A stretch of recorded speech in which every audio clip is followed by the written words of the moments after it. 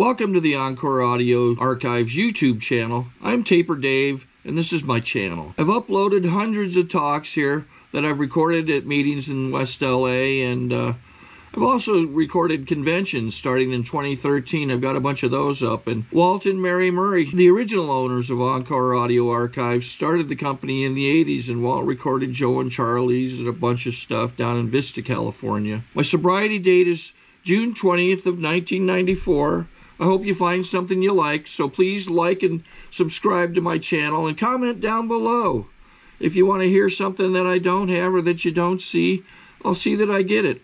Anyways, take care and have a great day if you want to. I'm Ron, I'm an alcoholic. And, okay, cool, man. Thanks for the applause. I love the energy in this room, you know. Thank you, Jay, for asking me. I spoke at a meeting at noon yesterday, I spoke here not too long ago on a Tuesday night, a Thursday night. I always wanted to speak, at the Wednesday night meeting. And so whenever I see Jay, our secretary, since he's been elected, he'd say, Ron, if my speaker doesn't show up, now you're on, and it just like terrify me, And so then he sent me a Facebook message saying, you're on, this is a few days ago. And so, immediately my mind starts thinking about what I'm going to say. And the way I like to, when I'm asked to speak at a meeting, is I like it just to come out however it's supposed to come out.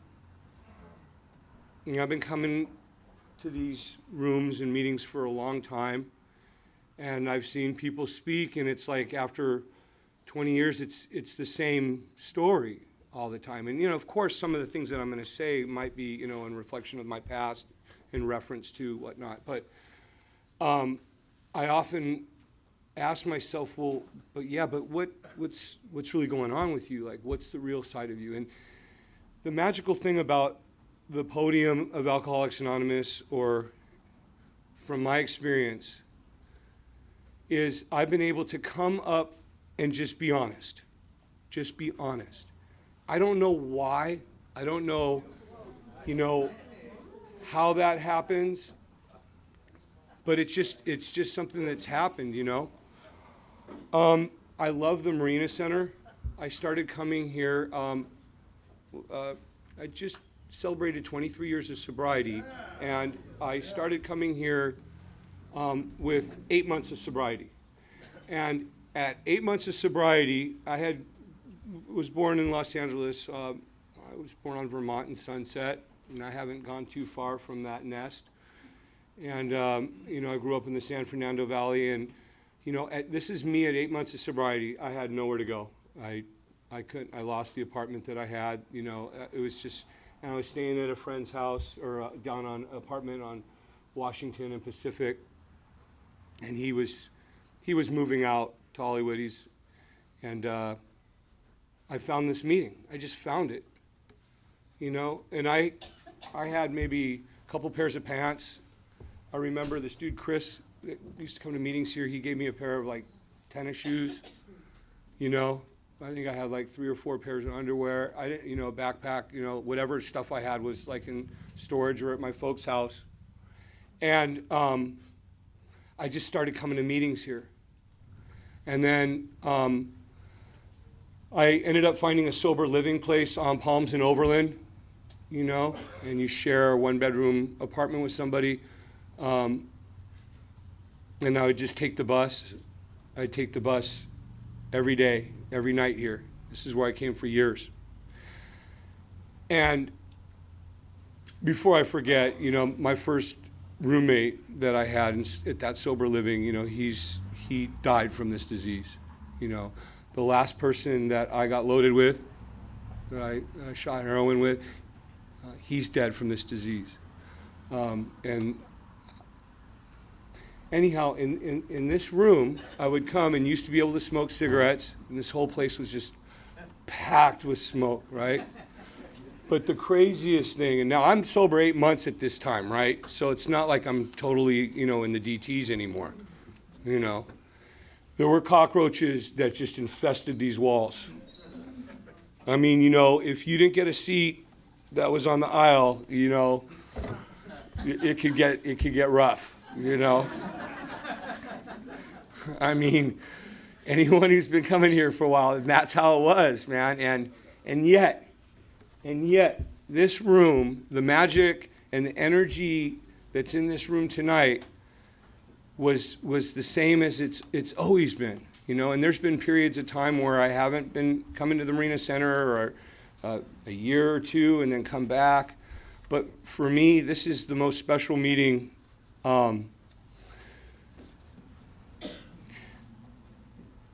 So I spoke at a meeting. I was talking to this gentleman the other day after the end of the meeting, and we were talking. And if you're new, welcome. Welcome. And I think the one thing that I would like to get across tonight, because I won't have all the time to say what I need to say, and I always used to beat myself up after I spoke.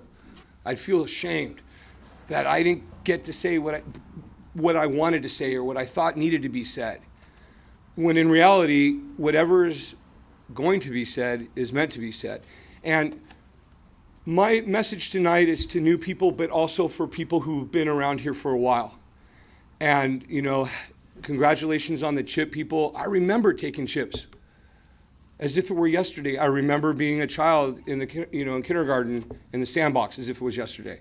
And the reason I mention that, you see a lot of heads nodding up and down, it's because look at how fast life goes by, just, And happy birthday for 2 years. I'm really excited that you spoke about, depression, because that's what I'm going to be talking about tonight in an enlightening way, hopefully, and in a way that hopefully helps others who suffer, such as myself, with depression in sobriety. Now, my story, as a child, I always just felt different. I wasn't allowed to play football and baseball. I was allowed to run track and play soccer, and But somehow, even coming from a protective household, being my mother, at an early age of 7 or 8, I was still on that BMX bike wherever, and then, riding around, which you would never let your child do these days. And, smoking cigarettes, throwing rocks at cars, firecrackers, whatever. And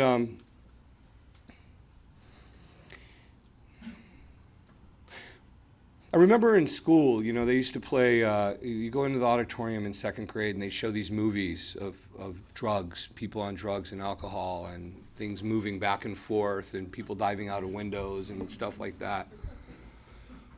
And I remember reading Go Ask Alice, which I recently read. They had it at Target. I picked it up and just went through it right quick. And it's questionable as far as its validity as what they made it out to be back when it was. And remember reading a book called The Hookah Pipe. And these are books that I read when I was, like 6 years old, 7 years old, 8 years old. So here I am at a young age, and I'm, sharing with you that I was reading. Good thing, Off to a good start. I was fascinated by this subculture of sorts, not really understanding what it was about, knowing that it was not necessarily right, but not having really anyone to talk to about it, and not really understanding why I was fascinated by it. And it's totally irrelevant, For me, one of my favorite spiritual writers, Eckhart Tolle, and he talks about, I have very little use for the past. I seldom think of it. That's how his book starts. you know, and then and it's just, so my rule is if I'm going to think about the past now, I try not to let it affect how I feel right this second, or take control of my mind, which pretty much is, it's failure, you know. Inevitably, I'm going to always think about the past and the future, and that's I believe, way the mind works.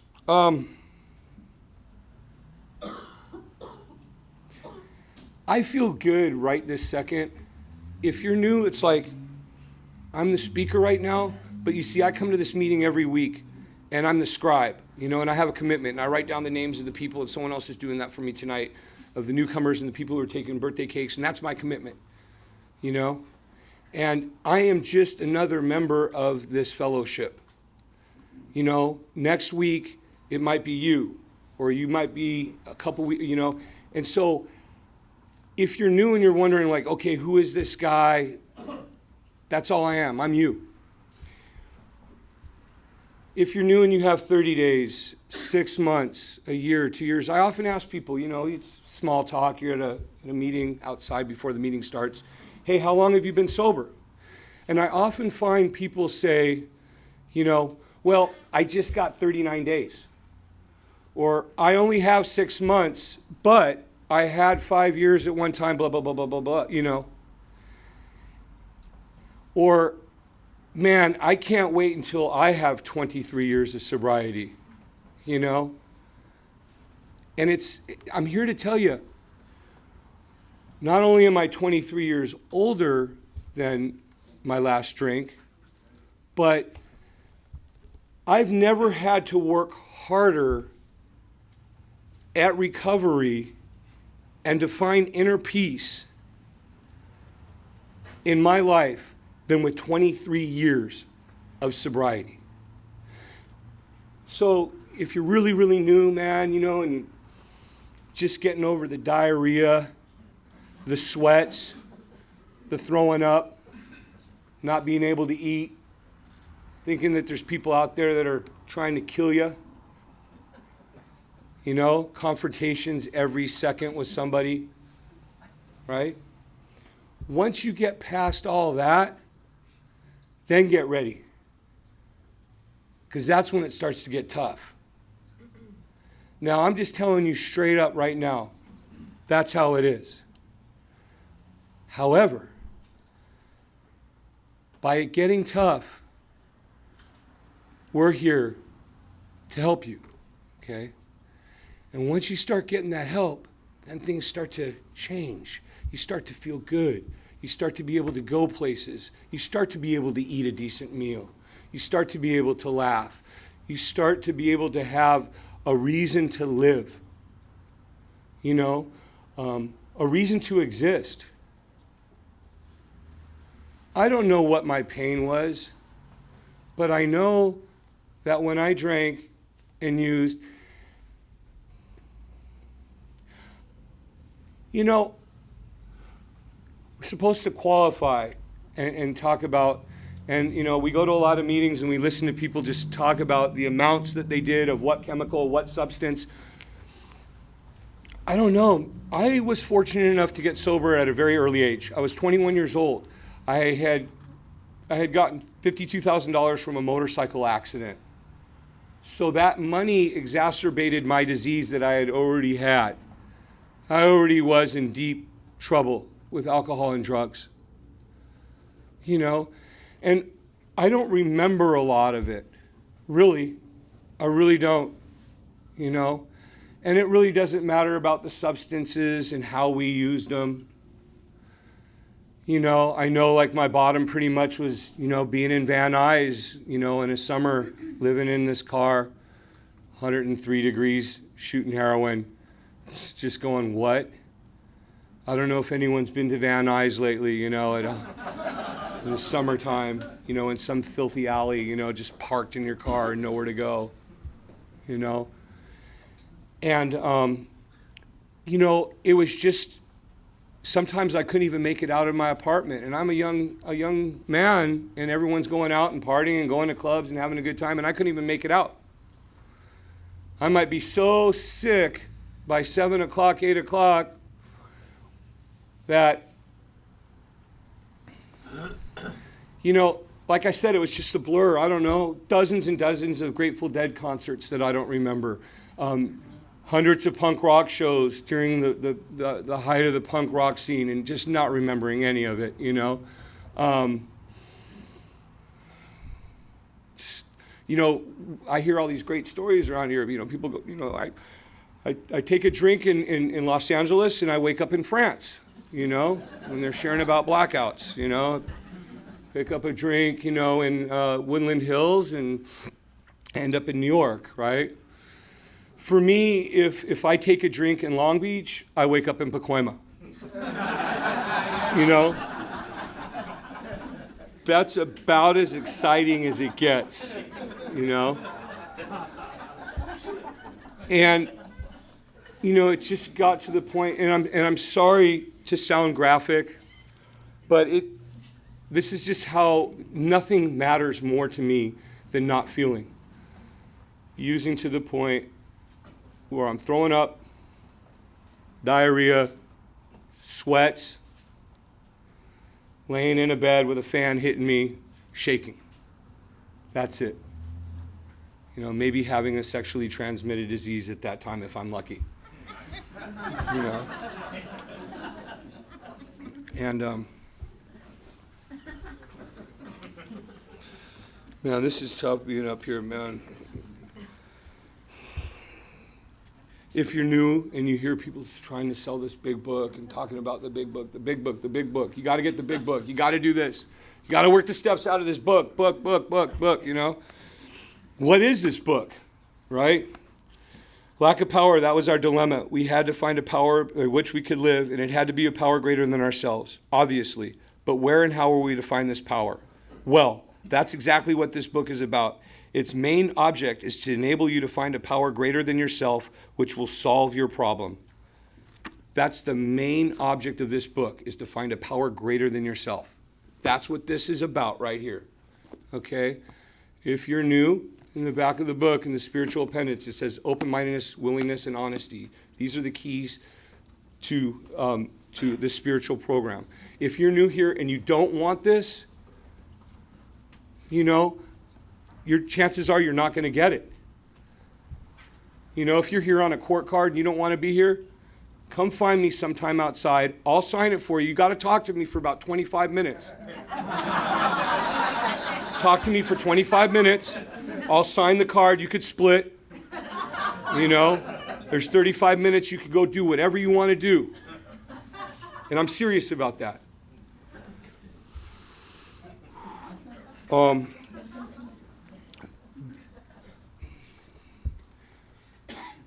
I came to this room, I remember having the thought outside, consciously remember having the thought of if my mom were to ever die that I would drink. I set that into my head. And it was right 2 feet behind where I'm speaking right now. And it's almost been 5 years since my mom died. Now, fortunately, I got a sponsor when I was new and worked the steps. Okay. I have conceded to my innermost self that I'm a real alcoholic. And what that means is when I pick up a drink or a drug, I can't stop. I just can't stop. It's as simple as that. I don't know why. I just can't. You know. And I know today that if I were to smoke a joint, pick up a beer, I would probably be dead in 2 months if I was lucky. And it's never forgetting what it was like that's kept me here. God, I just feel like I'm totally messing up right now, guys. You know, and it's tough. It's just really tough. Because I just want to get into some important stuff, and you know, I don't want to be some hot shot up here, man, you know. I don't want to be some, like, that guy's such a great speaker. You know, I don't want to be that dude, you know? And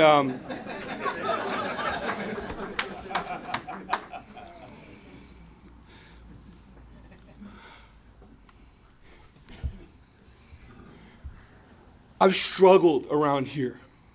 Struggled.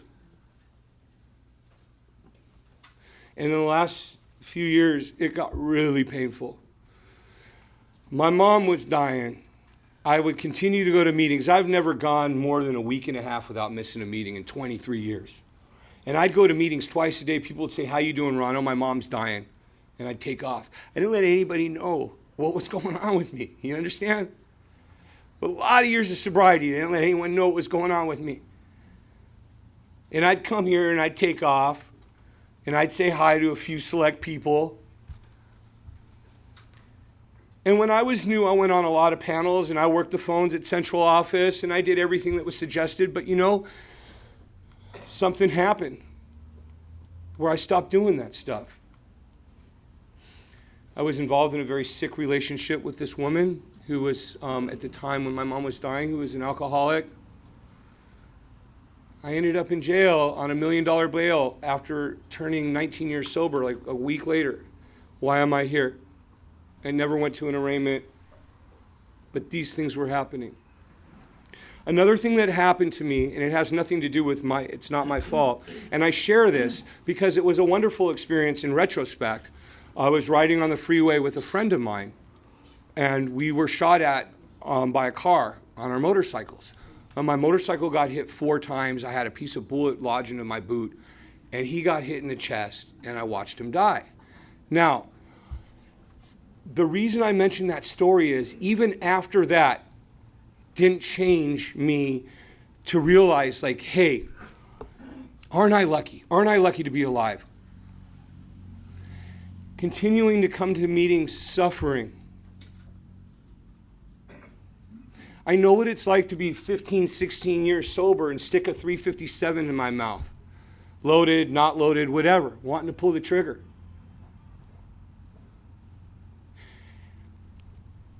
And it was, I've had my heart broken several times, but I was in a relationship for 2 months with this girl, right? And that thing ends, and after all this shit, something happened. It was like I had another spiritual awakening. Not just a spiritual experience. I would have those throughout my years, but a spiritual awakening. And that's what's going on with me currently.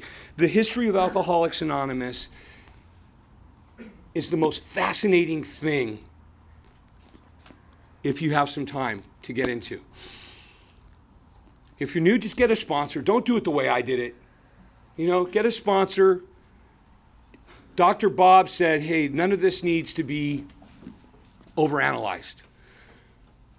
There are a lot of people around here that will hold up the big book Alcoholics Anonymous to a black light looking for hidden messages. They're not there. Bill Wilson wrote this like in his underwear, in bed, on notebook paper. Bill Wilson was such an amazing man. This book here is called Pass It On. This book saved my life. Saved my life. This is Alcoholics Anonymous approved literature, and it's about Bill Wilson, co-founder of Alcoholics Anonymous. Bill Wilson, at 20 years of sobriety, before he wrote the 12 Traditions, was so suicidal. He was bedridden. Lois, his wife, had to make sure that he ate. Other members of Alcoholics Anonymous thought he was drinking. This man was so smart because prior to this, he was a stockbroker and did a good job at it. Him and Lois, while the creation of this was happening, went without eating, slept on people's couches, on floors. Bill was smart enough to get back into the stockbroking, back into that business. Could have been a millionaire, no problem. He refused to be on Time magazine. This man did so much. It says, no one was more disturbed about his condition, his depression, than Bill himself. Apart from the agony of depressions themselves, the very fact that he had them disturbed him deeply. When the big book was written in 1938, he had described sobriety as a fourth dimension of existence, of which we had not even dreamed. He had meant it in all sincerity. Now, scarcely 5 years later, he was plunged into an abyss of such bleakness and negativity to make him suicidal. Bill's depressions lasted roughly for 11 years in all until 1955. The first 2 years, 1944 through 1946, were apparently the worst. And that's when he started writing the 12 traditions. Man, this man, you kidding me? I used to be rather guilt-ridden about this, his depression. Why, I asked myself, considering all the advantages I had, should be subjected to this sort of thing. At other times, I blame myself for the inability to practice the program in certain areas of my life. You know, I would listen to people in meetings when I was feeling some of the feelings that I shared about. And I wouldn't take cakes when it was my birthday because I felt like I didn't deserve it. And I'd listen to people, and people would cross-talk if I did have the guts to share about what was going on with me. Well, when I'm depressed, I just go on a panel, you know? Just, you know, and it just made it worse and worse. And I've seen people leave these rooms because they take it personal what another member is saying. And you can't do that. You can't do that. You know, if you're new, come get my card. If you're a guy, you know, get my card. I'm going to let you down someday, but you can call me anytime. But I'll tell you that right now. And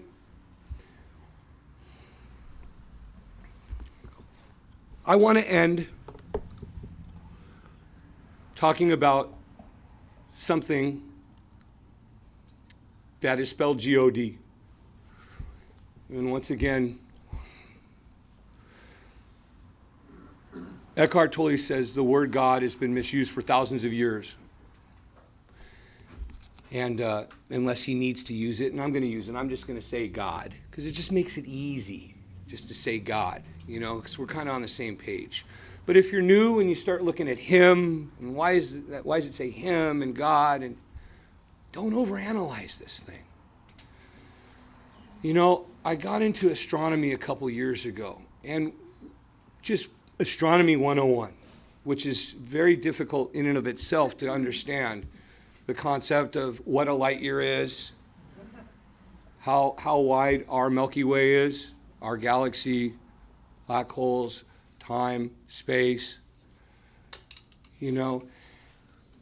But once you start to kind of understand that a little bit, for me, it makes this go, wow. You know, you hear a lot of things around here, and you don't have to go with them all. Like, you know, God is everything or God is nothing. And we just repeat that like parrots around here, you know, just like God is everything, God is nothing. God is everything, God is nothing.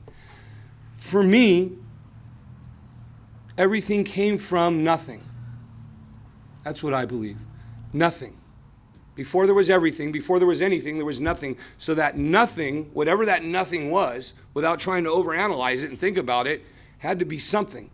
Something pretty incredible. Something pretty mysterious. So, wow, that nothing isn't nothing, is it? Or maybe it's just nothing. I don't know. But I hope I'm not messing up your heads.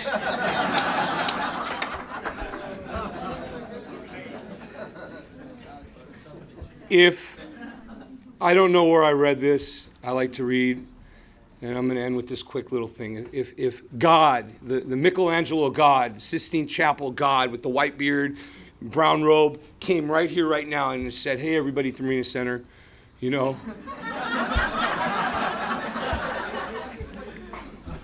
You know, bet you can't wait until he gets off. And he said, how's everyone doing? I want to bless everybody, say hello. Hope you're enjoying the coffee, you know, and took off. And during this little 5-minute thing, everyone's just completely quiet. Not a word's being said. It's just angelic in here. It's just, you could hear a pin drop, you know, and no one turned on the damn air conditioning tonight. What's up with that? What was I just saying? Anyhow, and God disappears. And everyone in this room is just completely silent. Can't believe, I mean, you've never felt this enlightening feeling in the air. No one's saying anything. Minutes are going by. And people start talking, smiling, a little laughing. Wow, did you see, John, did you see that was God? Yeah, I can't believe that. Wow, that white beard he had was incredible. And someone says, well, no, he didn't have a white beard. That was a mustache. And then the girl says, no, there was no mustache or beard. It was just some stubble. Well, what about that brown robe? You know, that wasn't a brown robe. That was a scarf. Now you hear some yelling going on over here about what, you know, the cane that doesn't exist, right? You start hearing some fighting over here.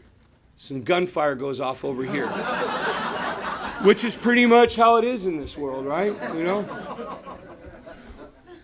Well, what did we all apparently just see at the same exact time, right? Didn't we just all at the same time just see God? So it just goes to show you that that's not necessarily what God is. And the beautiful thing about this program is we're able to find a God of our own understanding.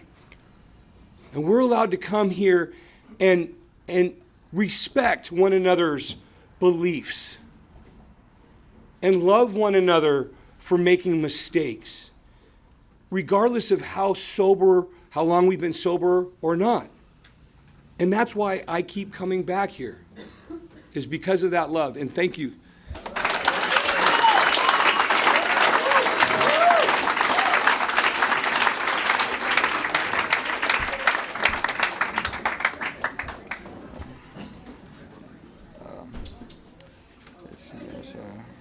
Are there any secretary's announcements? Yeah.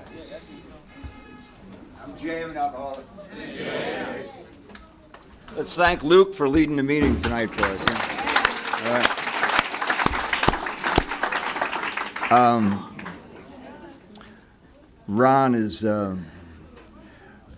he started teaching me about what a light year was. And it was great. I got what he was talking about. And when he opened up to me, I saw how much this man has to give. And let's show him our appreciation for coming on out here tonight. It's wonderful. Thank you. If you have a commitment at this meeting, would you please stand up and let us know what it is that you're doing, please? Thank you. Virginia, alcoholic. Virginia. Hi, I'm your literature person. We have big books, 12 and 12. We have pamphlets. We have eating directories. And if you need any of the above, please see me at the back of the room at the end of the meeting. Thank you. Hi, Michelle, alcoholic. Michelle. And I'm your treasurer. We are $15 short. We had chips, and extra copy expenses. So I'm going to pass out baskets and help me get to $15 more to cover our expenses tonight. Thank you. Okay. My name is Sandy, I'm an alcoholic, and I bring the cake. Sandy. My name is Jimmy, I'm an alcoholic, and I'm a greeter. Oh, hello, Jimmy. We're back to alcoholic, and I'm Chip, and I'm also covering the H&I commitment. This week for Daryl, and I have a very colorful can for you to drop the coins in by the door. Oh, thank you, dear. Boston alcoholic. I bring your phone list so you can add to that, and I'm also covering Brady's court card signing, so you can be at the podium after the line up in his aisle. All right, awesome. Thank you. Yes. Sal alcoholic. Sal. I'm your cleanup person. Dean has volunteered to help me, so I'm going to just be one more person. All right, we need one person to help clean up tonight. Would somebody raise their hand, please? Help. One person. One over there. John, God bless you. Okay, there you go. All right, that's all covered. All right. In the back. Yay! Robert. Robert, I filled in for Ron tonight with Scribe. Our newcomers tonight was Lizzie, Esther, Dean, Dan, Michael, David, Jacob, Kevin, and Victor. Is there anybody that I missed, or anybody that came in after the meeting started that wants to identify? Welcome. We have nobody for 30 days, nobody for 60 days, 90 days was for Marilyn and Michael. 6 months was for Pete and Joey. 9 months was for Enrique. We have 3 birthdays tonight. Jay for 2, Stevie for 5, and Karen for 9. Yeah. Hey. Susan and Grapevine Rat. Susan. I'm an alcoholic. And also, if you go online, you can go online at www.aagrapevine.org and download archives, a bunch of other things. Grapevine itself supports its own contributions, so they're actually, I believe, accepting contributions because they're in financial straits right now. So it's one of our legacies. And Bill Wilson, who was talked about tonight, actually started the Grapevine. And so we appreciate your support. Thank you. Thank you, Susan. Ted, I'm alcoholic and a drug addict. Tonight I was filling in for Jace, and I'm timer. All right. Thank you, Ted. All right. I'm Ronnie, I'm an alcoholic, and I'm your GSR representative. Hey, Ronnie. We got a lot of stuff going on. Our 8th annual We're Not a Glum Lot picnic is coming up Sunday, August 21st. We have the 60th annual Southern California AA convention. If anybody's interested in that, come see me. I got registration on that. And also, as I talk about every week, I got some forms for correspondence with prison inmates, male and female, and I feel that this is very important, being an ex-felon and an ex-inmate myself. So if anybody's interested in corresponding with a male or female in jails and institutions, come see me. Thank you. Thank you. John and alcoholic, I'm a cookie guy. Cookie guy. Cookie guy. A cookie guy. Oh, cookie guy. Hi everybody, my name's Mickey Bush. I'm a limey, lush and loady alcoholic, probably an addict and Ronnie groupie. And I'm your in and outdoor dude. All right, proceed. Last thing, I need an alternate GSR too for this meeting. So if somebody's interested in that, it's not a big deal, but I do need some help with it. Would you please see me after the meeting, or CJ? All right, thank you. Are there? Oh, hello, Misha. There you are. Misha. If you are a woman with a working knowledge of the steps and you can take another person through them, can you please stand?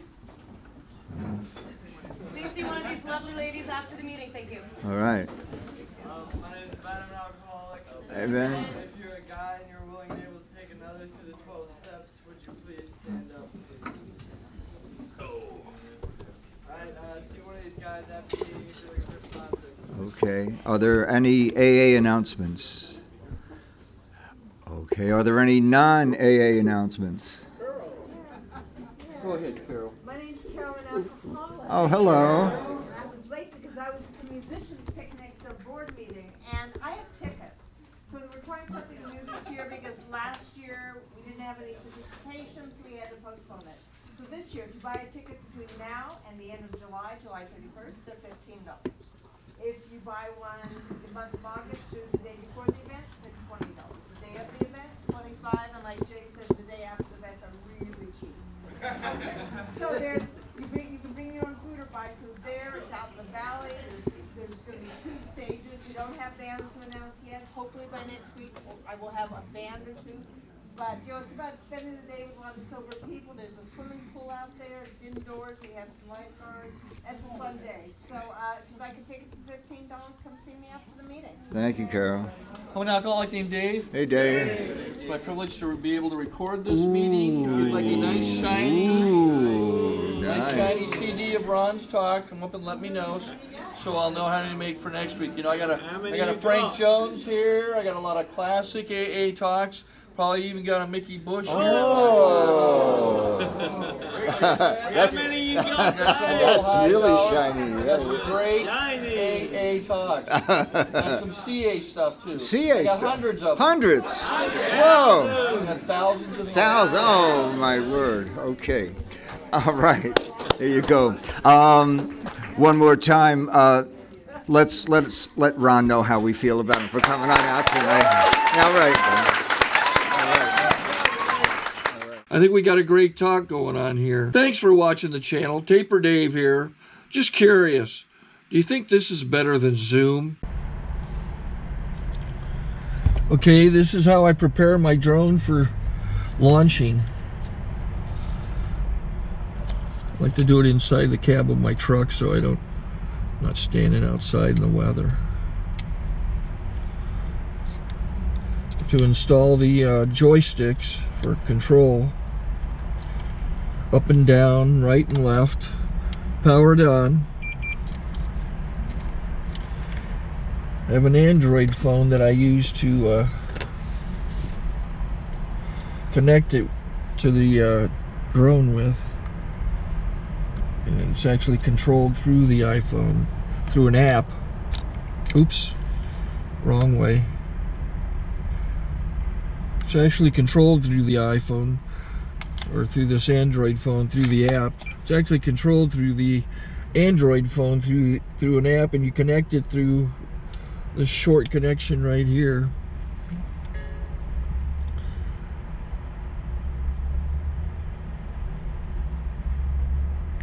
Remote control connected. Remote control is connected. So I pull out the drone. I have to extend the legs, long legs extended first, then the short legs. Remove the gimbal protector.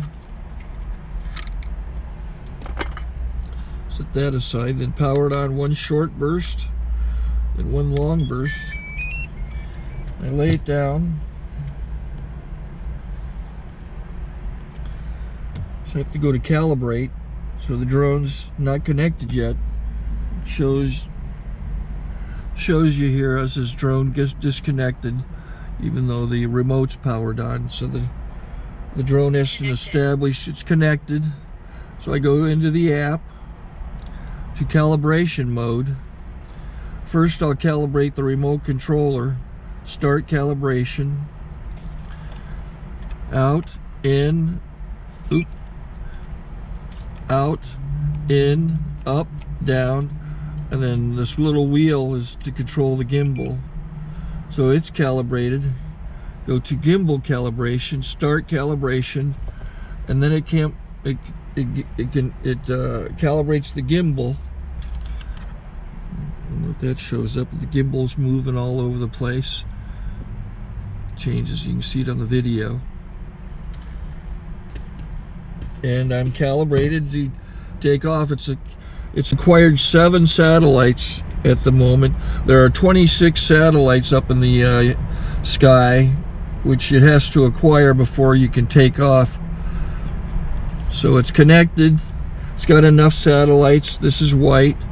I can go to press this little arrow button, swipe right to take off, and it would start the motors if I slid this to the right.